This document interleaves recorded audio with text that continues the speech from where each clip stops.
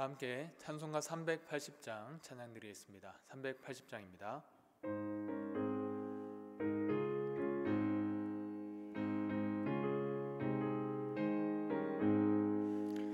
나의 생명 되신 주님 앞에 나아갑니다. 주의 흘린 보혈로 정케하사 받아주소서. 날마다 주를 찬송하겠네.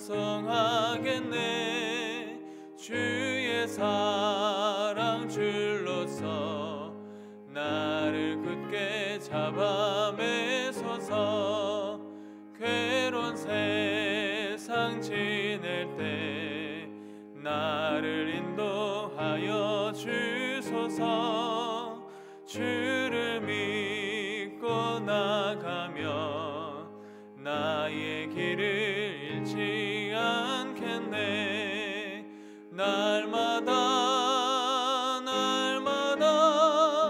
주를 찬송하겠네. 주의 사랑 줄로서 나를 굳게 잡아 매소서.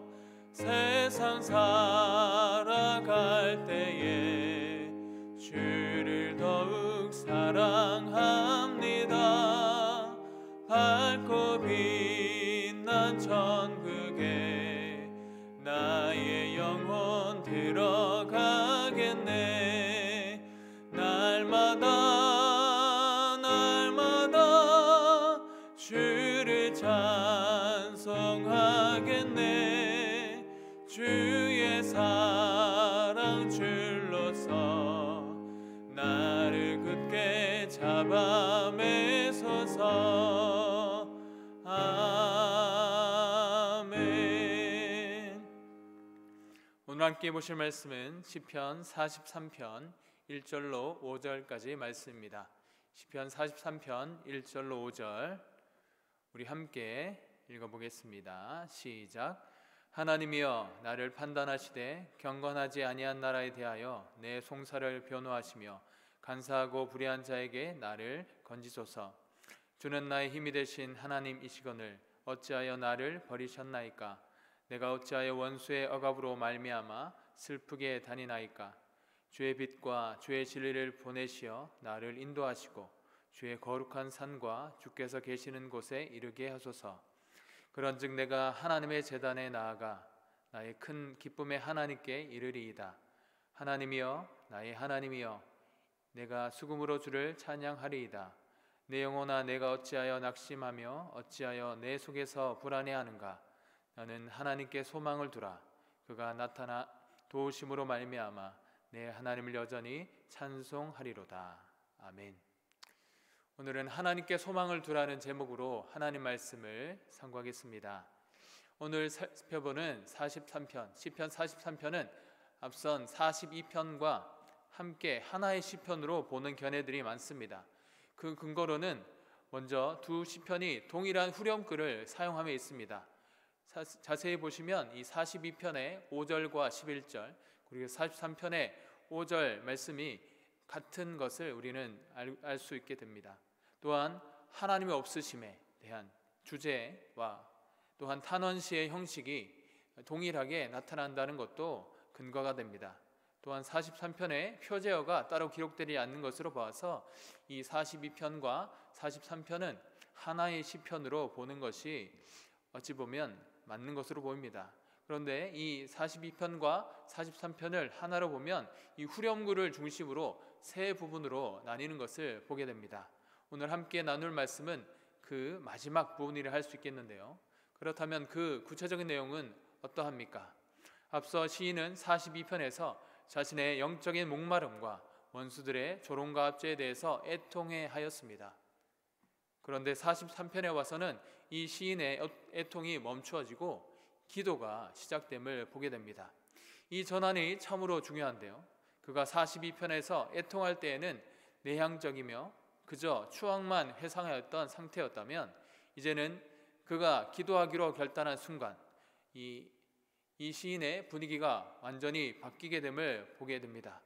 적극적이고 담대하게 주님께 나아가는 시인의 모습을 보게 되는 것이죠. 이것은 작은 변화일지 모르나 그러나 큰 변화의 시작점이다 볼 수 있습니다. 우리가 부산에 자주 가게 되는데요. 부산에 이제 기차를 타고 가려면 동대구역에서 기차를 타게 됩니다. 우리가 기차를 타게 된다고 생각해 봅시다. 기차를 타러 역으로 가서 이제 기차에 올랐는데 알고 보니 이 반대 방향의 기차를 탄 것입니다. 서울행의 기차를 탄 것이죠. 어찌해야 합니까?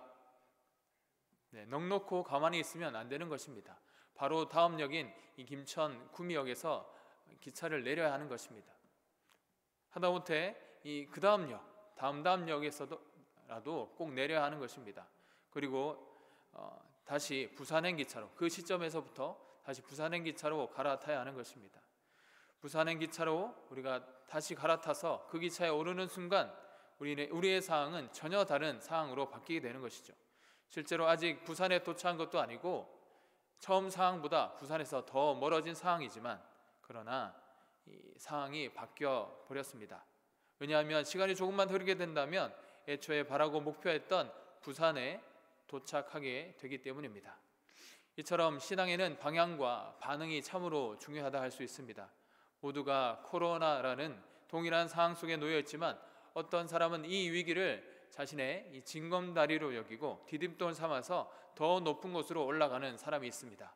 반면에 그렇지 않고 이 코로나의 위기 가운데 이 상황과 위기 안에서 짓눌려서 주저앉아 버리는 사람이 있습니다. 저와 여러분은 어떠한 선택을 하고 어떠한 상황 속에 있는 사람입니까? 코로나의 위기를 우리는 기회로 삼고 하나님을 향한 우리의 믿음을 점검하는 우리가 되어야겠습니다. 그리고 더 절실한 믿음으로 나아가는 저와 여러분 되기를 바랍니다. 오늘 시편의 이 시인은 애통에서 벗어나 더 적극적인 믿음으로 나아가는데 우리 또한 이 상황 속에서 더 적극적으로 하나님께 나아가야 하겠습니다. 현재의 시인은 어떠한 상황입니까? 경건하지 아니한 나라에 고발된 상황입니다.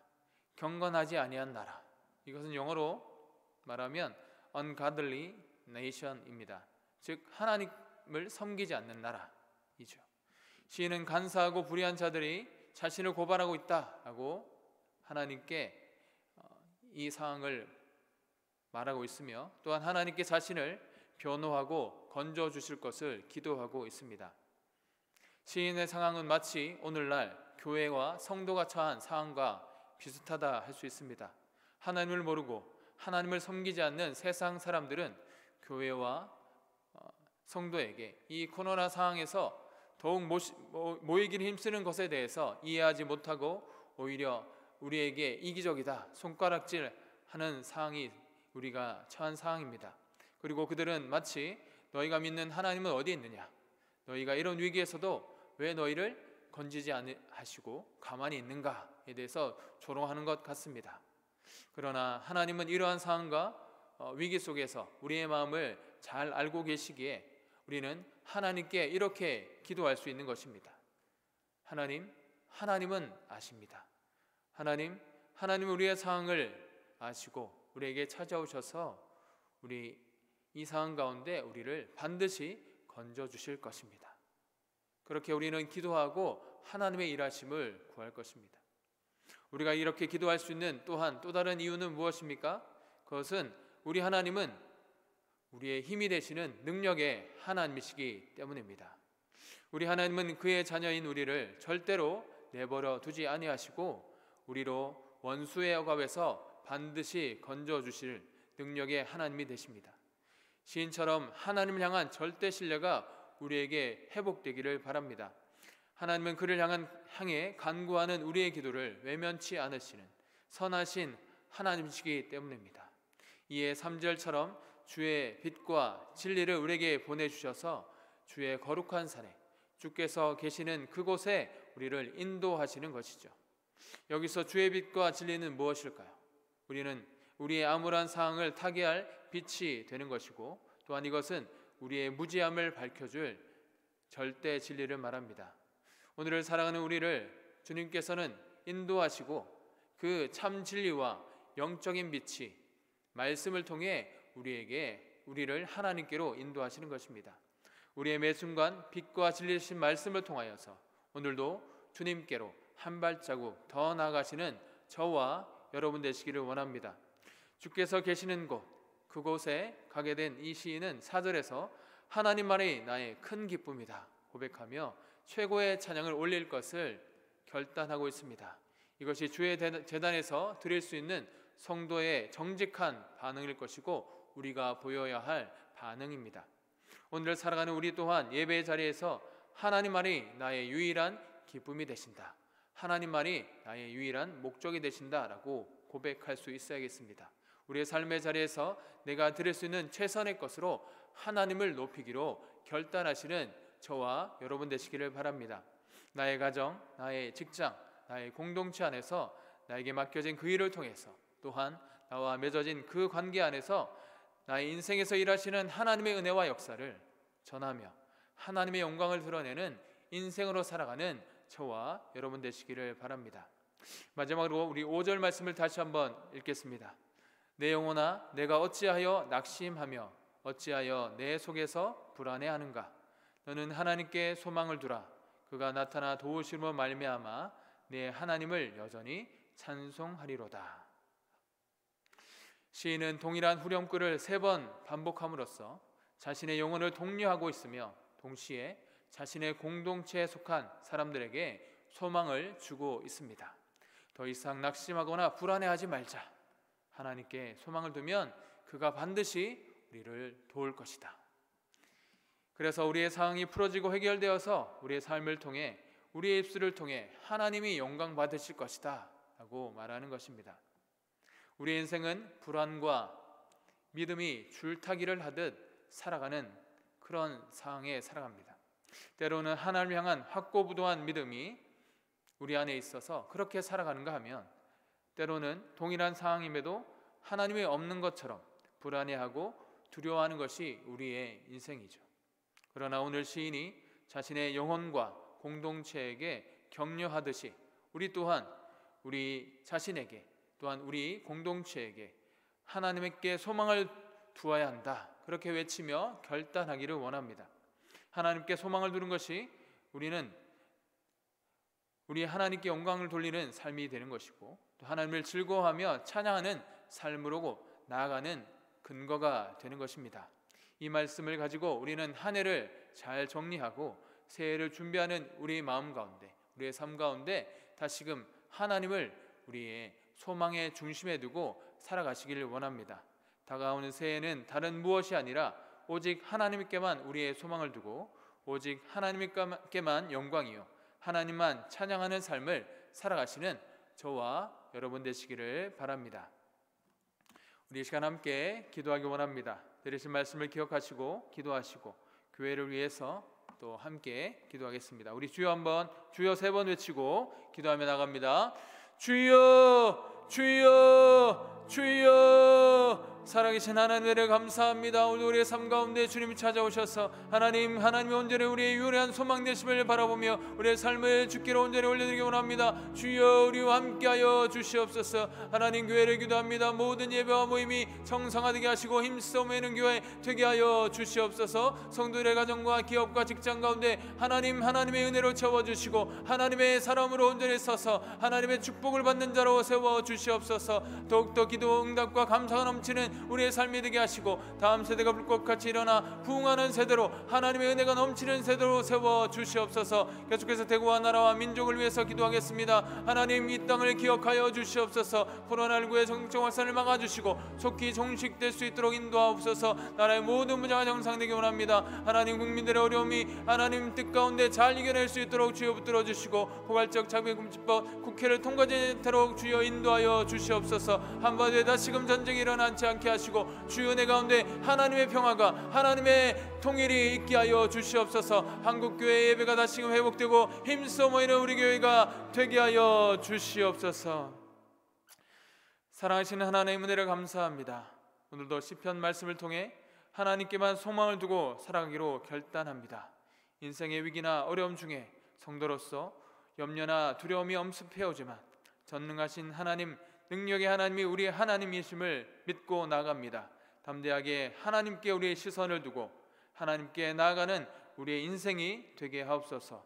오늘도 삶의 자리에서 하나님만 높이며 찬양하는 우리의 삶이 되게 하옵소서. 감사를 드리며 지금도 살아 역사하시는 예수 그리스도의 이름으로 기도드립니다. 아멘. 오늘 하루 주의 말씀을 기억하고 주의 뜻 가운데 믿음으로 살아가시는 저와 여러분 되기를 바랍니다. 오늘 하루도 주 뜻 가운데 힘있게 살아가시길 원합니다. 감사합니다.